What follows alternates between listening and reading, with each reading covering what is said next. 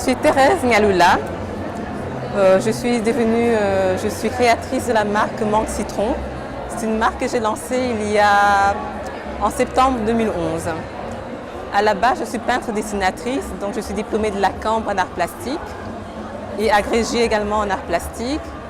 Mais j'ai toujours fait des vêtements pour moi-même depuis mes 20 ans et j'ai vu que ça plaisait énormément aux gens, que j'avais souvent des sollicitations dans la rue.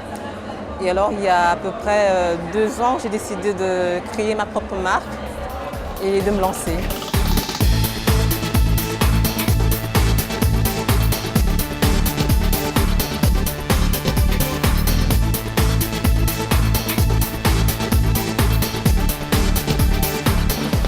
Les gens appréciaient la façon dont je m'habillais parce que j'ai commencé à coudre vers mes 19-20 ans. C'était vraiment juste pour moi, pour me faire plaisir. Je me suis rendu compte que ça faisait plaisir à d'autres personnes. Il y avait des gens qui étaient intéressés. Je me suis dit pourquoi ne pas en faire profiter tout le monde. Et on m'a beaucoup encouragée à le faire. Et voilà. Donc je me suis lancée. Il y a mes origines évidemment, mais aussi la ville où je vis. Donc je suis belge d'origine congolaise. Donc je suis née là-bas, mais j'ai grandi ici. Donc les deux cultures font partie de moi. Donc je vais chercher dans la culture occidentale des silhouettes rétro, vintage qui me plaisent. Et dans ma culture africaine, ce sera des tissus qui me plaisent, des couleurs, des motifs qui m'inspirent. Je trouve qu'à l'époque, les femmes étaient beaucoup plus élégantes qu'actuellement. Les lignes étaient belles, il y avait des belles silhouettes, c'était très féminine. C'était des robes des filles, des robes qu'on a envie de porter tous les jours pour se sentir belle et femme.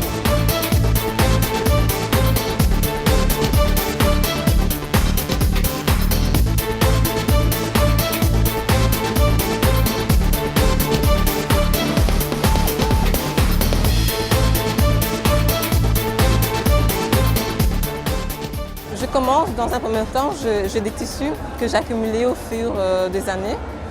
Donc par moment, je pense à une silhouette et puis je regarde les couleurs qui pourraient se marier. J'aime bien combiner les textures. Donc parfois, je travaille avec de la soie, du coton, du jeans et du wax. Donc je vois comment est-ce que je peux mettre les choses ensemble. Donc ici, c'est le cas, par exemple, c'est de la laine avec un petit ruban en wax. Ici, ma robe, c'est un tissu africain avec un peu de dentelle par ici. Donc c'est vraiment, je mets toutes ces choses ensemble pour essayer de faire quelque chose qui me ressemble. Une femme qui veut se sentir belle et féminine tous les jours, tout en restant élégante.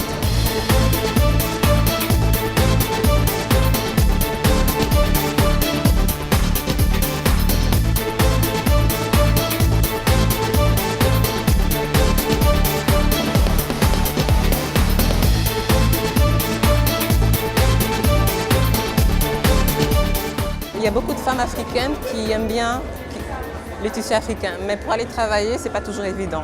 La plupart des vêtements qu'on voit, ce sont des tenues traditionnelles. Donc si on va au bureau avec ce genre de tenue, les gens vont se dire c'est joli, mais ça ne le fait pas. Tandis que moi, si je suis une femme active, je veux au bureau habillée comme ça, il n'y a pas de souci. Ça ne va jamais poser de problème. C'est élégant, c'est pratique, confortable. Au contraire, les gens vont se dire tiens, c'est beau vos tissus, c'est chouette, c'est original. Donc il y a ce côté, comment est-ce que je peux intégrer les tissus africains dans la vie de tous les jours sans que les gens se disent tiens, elle va à une fête africaine, mais vraiment, tous les jours, je m'habille en femme si je veux.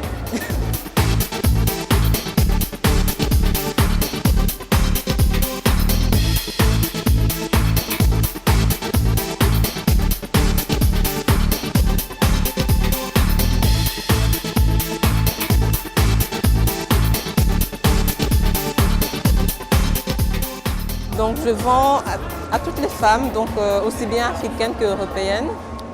Je travaille en partenariat avec la galerie Maria Clara Arpoint. Donc c'est une galerie d'art avec un espace créateur où on peut trouver mes créations. Donc il y a également une boutique rue de la Paix qui s'appelle Le Petit Boudoir. Donc elle vend mes accessoires, essentiellement des pochettes et des broches. Sinon, vous avez vu à ma page Facebook, vous pouvez prendre contact avec moi s'il y a un vêtement qui vous plaît. Ou passer chez Maria Clara tous les mercredis après-midi pour faire votre commande. Du bonheur et de la réussite. En tout cas, j'aime bien ce que je fais et Et j'espère transmettre cette joie de créer à travers mes créations. La mode, c'est sur Africa 24.